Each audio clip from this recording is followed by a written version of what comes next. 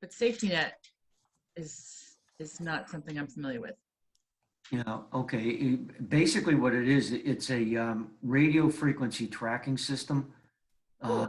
for people with Alzheimer's, kids with autism, special needs, anybody PTSD, could be a veteran coming back from a, with a war injury. It could be somebody with a traumatic brain injury, from a motor vehicle accident.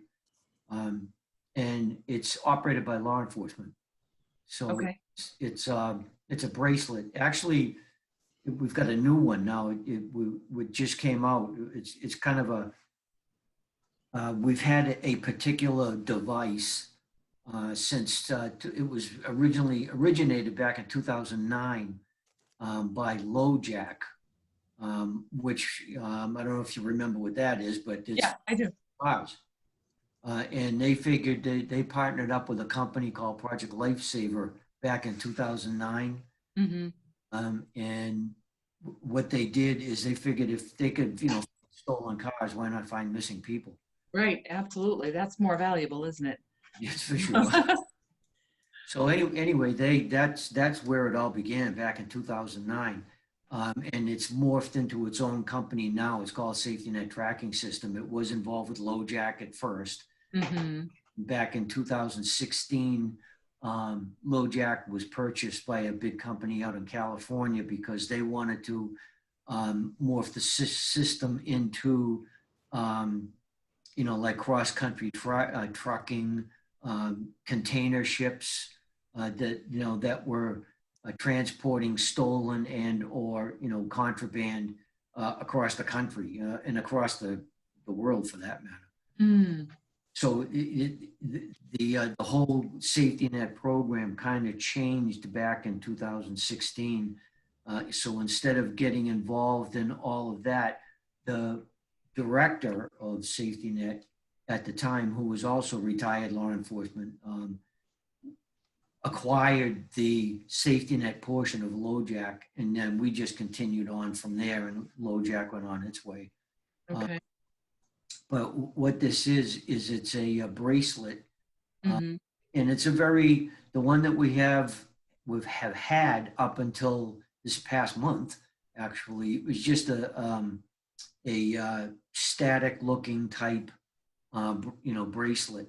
I got a picture of it. Well, I've got one here. I don't know if I can show you, but that's Oh, that's basically what it looks like. it looks like a watch. Yeah. Yeah, yeah. Well, And then it goes on a band. So, it's interesting. yeah, I used to take a gentleman out from a nursing home, get yeah, Alzheimer's. It's a family friend. So he's passed now, but he had that on so that when he got near the door, it would beep.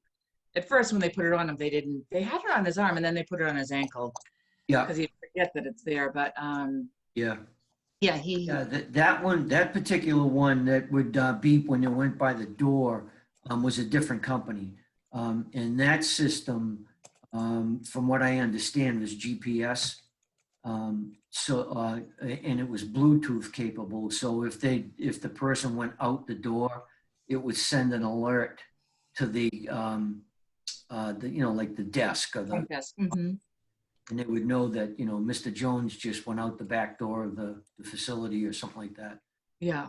But and this one here is just strictly pumping out a radio frequency constantly 24/7, 365. So if that person was work on a safety net program, Mm-hmm.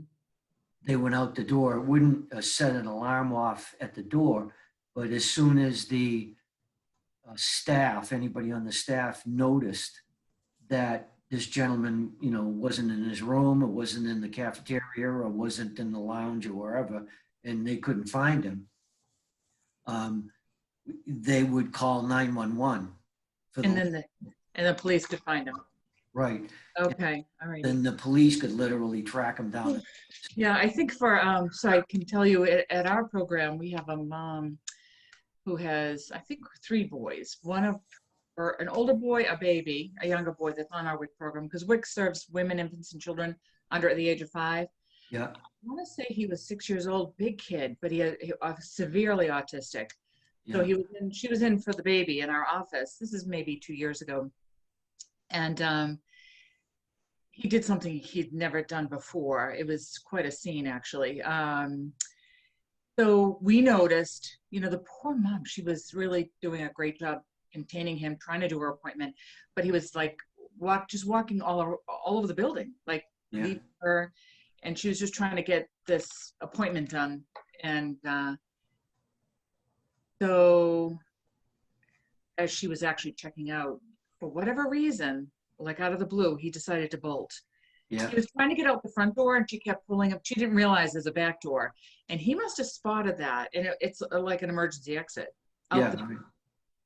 And he just started running towards that emergency exit, pushed the bar, got out, and she saw him. I never saw a mother run so fast.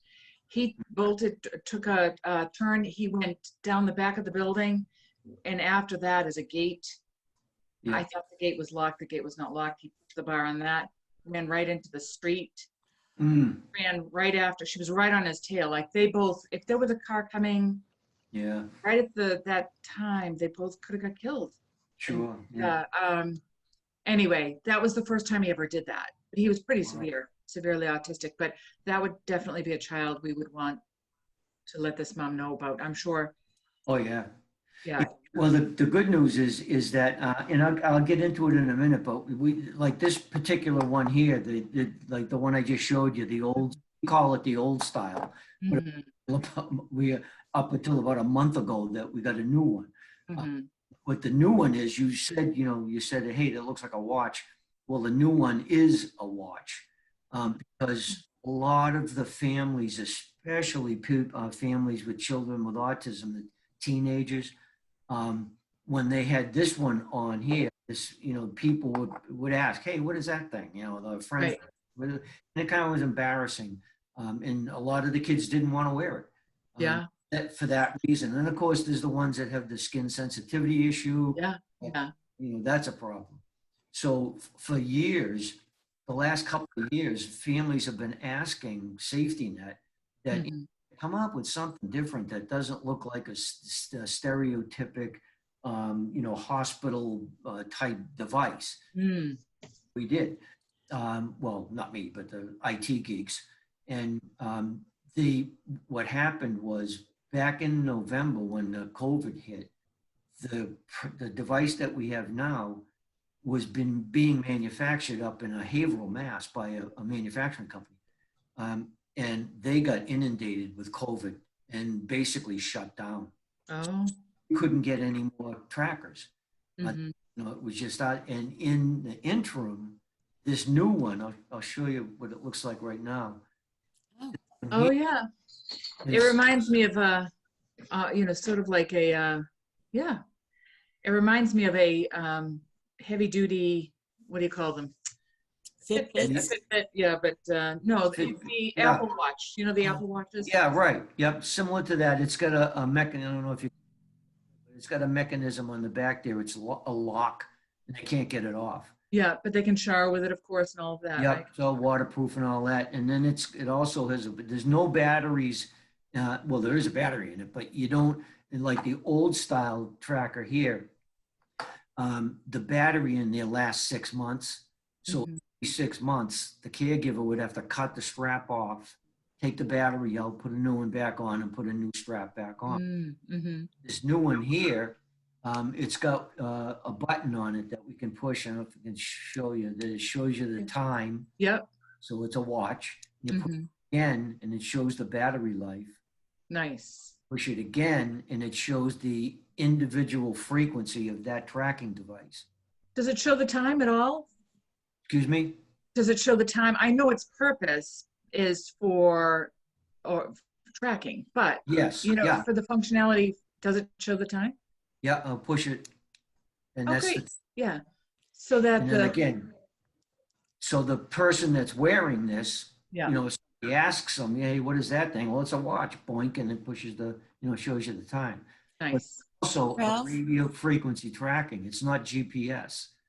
Where with GPS, if somebody was in a 4-story building or missing from an assisted living facility or in a special needs school or in a subway system in Boston or in a high-rise building or something, GPS, you have to have line of sight to a satellite.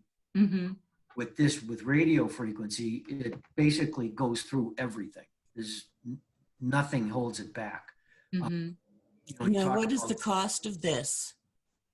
Well, I was just going to say, with families that have children with autism, there's an organization called the Doug Flutie Jr. Foundation. Hmm. They will support anybody in New England on this program, and not just Massachusetts. And there's 100%, or is it like subsidized? Really? 100%. So if they didn't have that, what is the cost of it? It's well, there's two options. Mm-hmm. And the reason for this is because, there's also people with families that have somebody with Alzheimer's or dementia, which unfortunately sometimes is really not a long-term issue. Mm-hmm. But with children, I'm retired from Marshfield PD. We started the program back in 2010. Mm-hmm. Probably a dozen, if not more, children with autism just in Marshfield on this program since then, and they still are. Right. That's what I mean. Like some severe autism, they do. Yeah. They'll just Yeah. bolt. Yeah. Yeah, so there's two options that if somebody does not have financial assistance, there's two options. One of them is it's $449 for the initial enrollment and for a whole year, and there's no other fees. Okay. Consecutive years is $300. Okay. So 1 year start, and then it's 300 for like a renewal. Yes. Yep. But you're saying, my pen is not working here now. So after the renewal though, so Doug Flutie, you're saying he's got a foundation that pays for all of it? The whole Is it thing. even year after year? Yep. In Massachusetts, all of Massachusetts. New England. Yep. New England, oh, okay, all of New England, okay. Wow. Yeah. That's amazing. And then there's also organizations, like in Plymouth County, there's an organization called PNG, the Plymouth Networking Group, Mm-hmm. which I belong to, and they support seniors, Mm-hmm. families that have a senior that may have Alzheimer's or dementia. The Plymouth Networking Group, PNG, will support them if they have a financial issue as well. And then again, in Marshfield, where when we brought it up back in 2010, I promoted it to the Masons, the Elks, the Kiwanis, all of the fraternal organizations in town. Mm. They've donated funding to the Marshfield, it's called the Marshfield Police Relief Association. Mm-hmm. The police use those fundings to help families if they have a broken down car or something and they can't fix it or whatnot. And since 2010, anybody in Marshfield that wants to go on the safety net program, the police pay for it, whether they're a senior. So there's the organizations like around the country that actually do this. Mm-hmm. Mm-hmm. And then what happened was, like I was talking about when COVID hit and our manufacturer couldn't produce any more of these here, then the tracking watch was in the works. The technology was being designed, and it really wasn't supposed to be ready till probably the end of this year. So we had to ask them, could you please, speed it up a little bit. Mm-hmm. Well, I think a lot of people are taking their loved ones out of nursing homes where they might have been in locked facilities, and now they need to.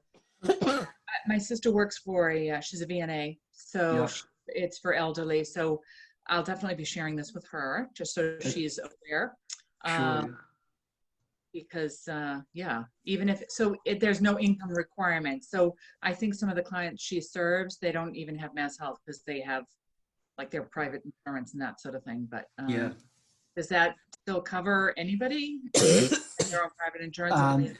If I've been told this, but I haven't experienced or talked to anybody that has done it yet. But I've been told that if a medical doctor, writes, I don't know, a prescription, but just a note saying that this person is at risk for wandering off and becoming lost, they really should have some type of, a device that locate them should they wander off. Right. And in those cases, it would have been covered by an insurance. And right now, State Rep Josh Cutler from Plymouth filed a bill in the House, and it hasn't gone to a committee yet. I just checked last week. But they're requesting that this type of device be covered by insurance, period. Mm.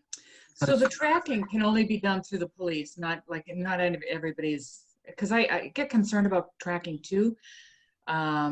People can do the wrong thing with it.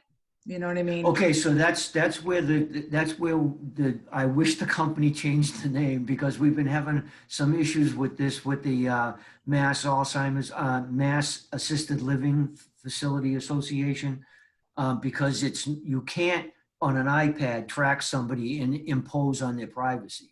That does not happen. Okay. It's only operated by law enforcement right now, but there are some assisted living facilities that are starting to get interested in this, because what they can do is, if there was a perfect example, is an organization down in Florida, it's called SendCare, and they have 12 assisted living facilities within 3 different counties down there. And they got on the safety net program over a year ago, and they put it on their at-risk community. And one of the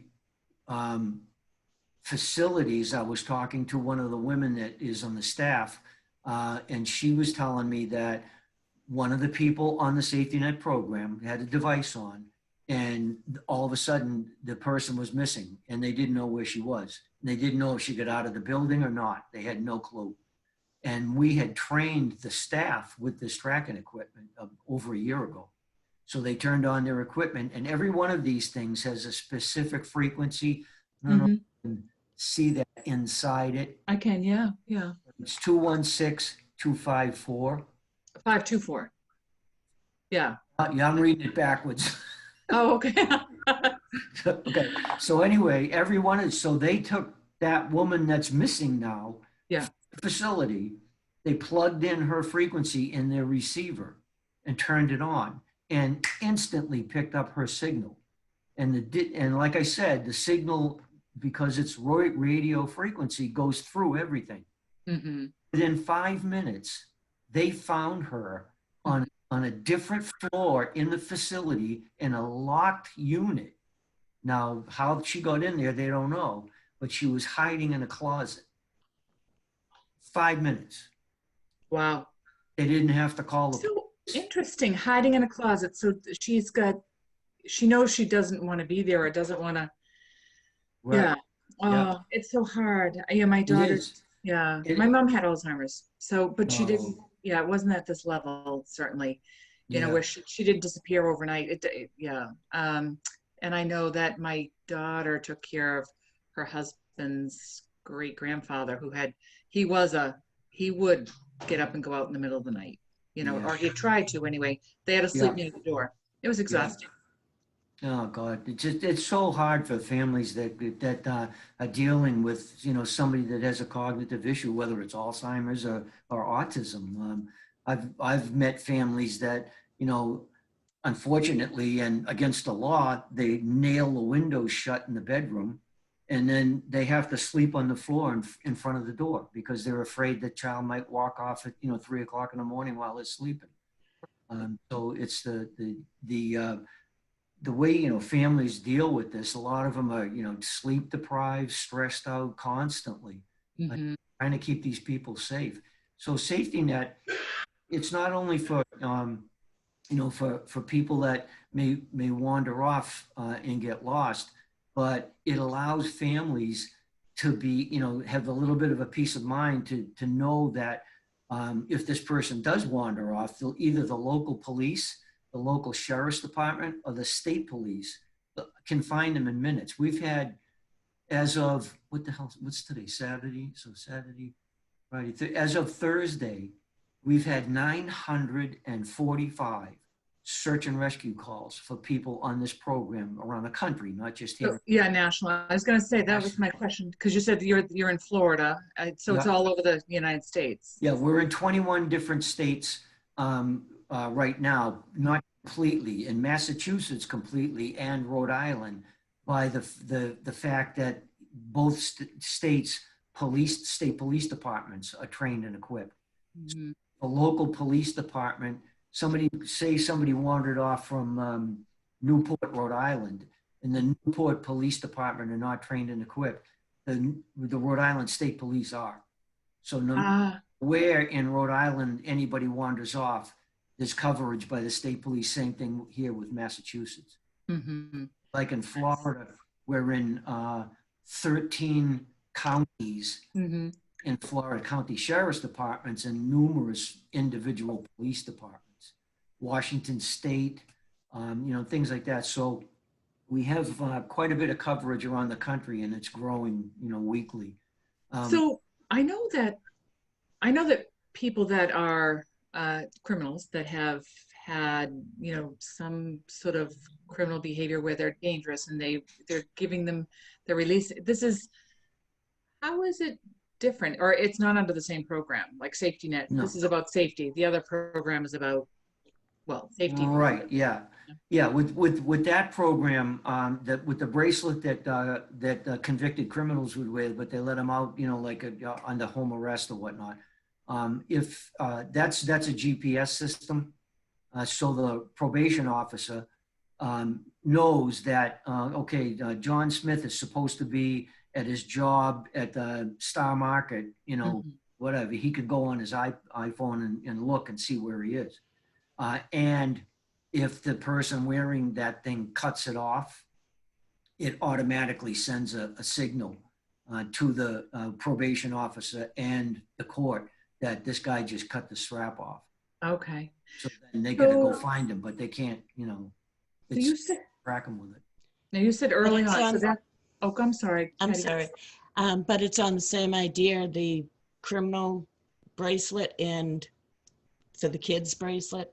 No, think the there's criminal two- bracelet is GPS. Yeah, that's what I was going to say. And the other is radio frequency. Safety Gotcha. net is radio for free. Safety net is the only radio frequency tracking device around. Everything is GPS or cell, cell connected. And in places like out in the Midwest or Western Mass, there are no cell towers, so you're going to lose the signal. Right. Okay. That was my next question. So I guess with GPS, we're relying on satellites, but with radio frequency, we're using on the ground. Handheld, right? It's just like the portable radios that the police wear. Mm-hmm. Mm-hmm. So Wherever they are, they could be in the in the basement of a building or in a parking garage or whatever. Radio frequency goes through everything Mm-hmm. to connect. And we've had just to give you an example, it was a not little, 16-year-old kid in Dorchester that was on the safety net program, and the people at the school, he's special needs, and people at the school would bring him to the Boys and Girls Club after school, and then at a certain point in time, his mom would come and pick him up, and they all knew that this kid had autism, and somebody had to watch him, and somewhere along the line, the kid, just like the boy you were talking about, bolted out the back door or something, and they couldn't find him. And I happened to be in Dorchester at the time on another case.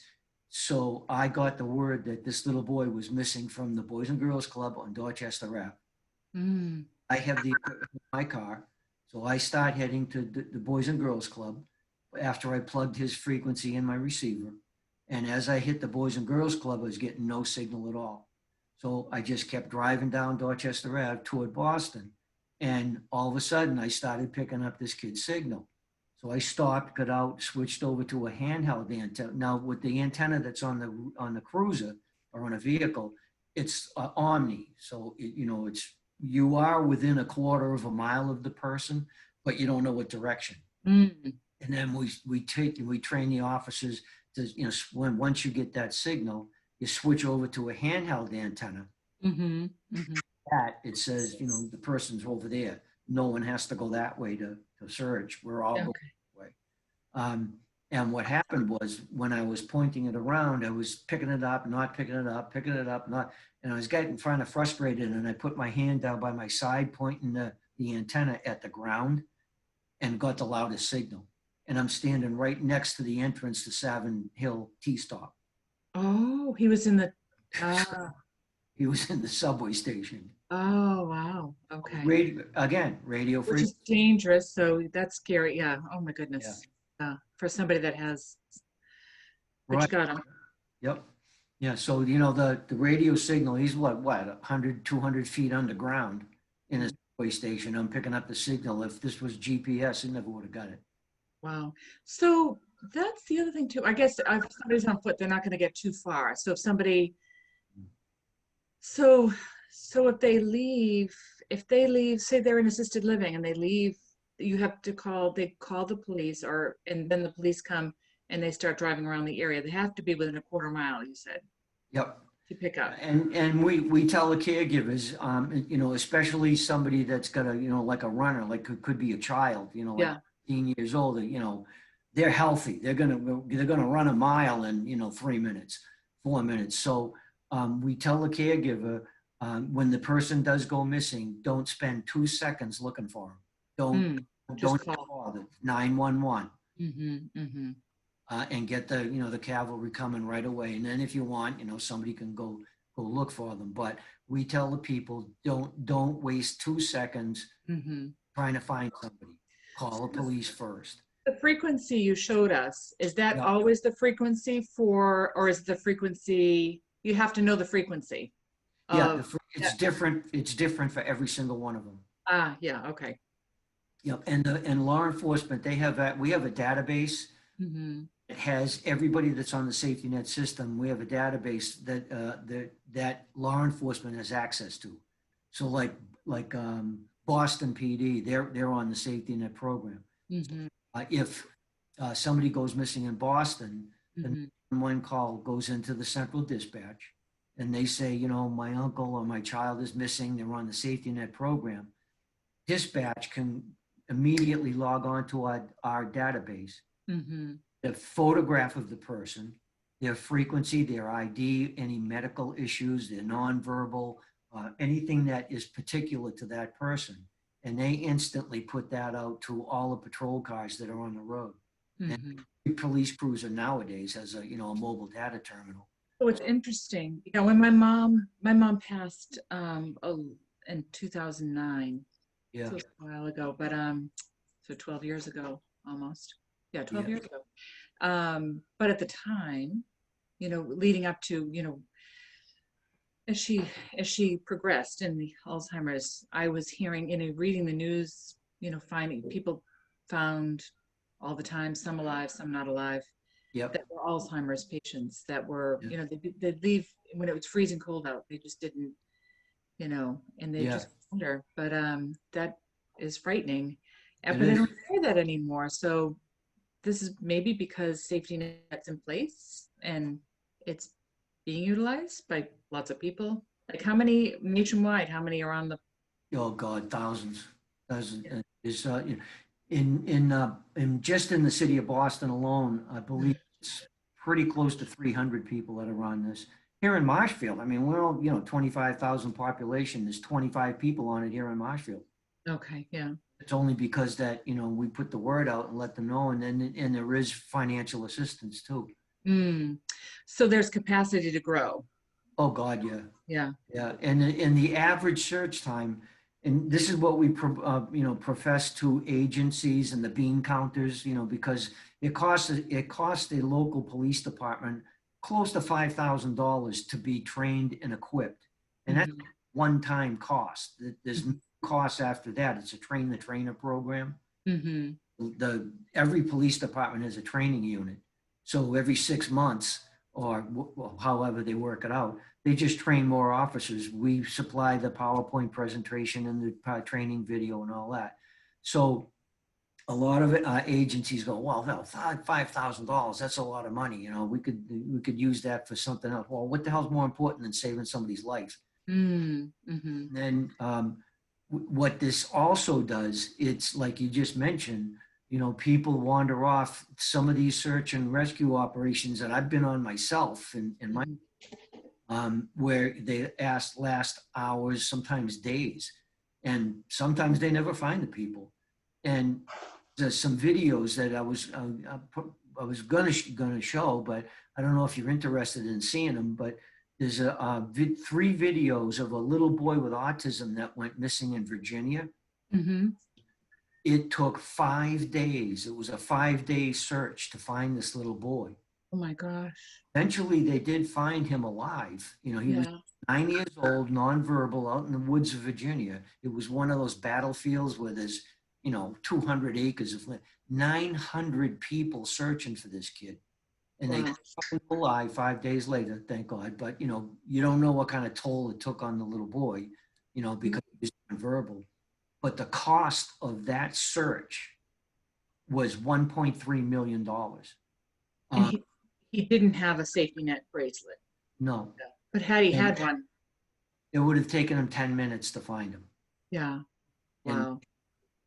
900 people searching, they had to Right. put in, a line of porta potties, caterers had to be brought in. They had to set up tents for, people because the search goes on 24/7. Mhm. Mhm. People are searching all day long. They had to sleep at night, and people that are searching at night had to sleep during the day. And this just was around the clock. And then finally, somebody tripped over the kid. He was less than a mile from where he was last seen with his dad, and the distance on the handheld antenna is a mile. So if he was on the safety net program and the sheriff's department was trained with this equipment, they literally would have found him in 10 minutes. Right. 5 days, $1.3 million.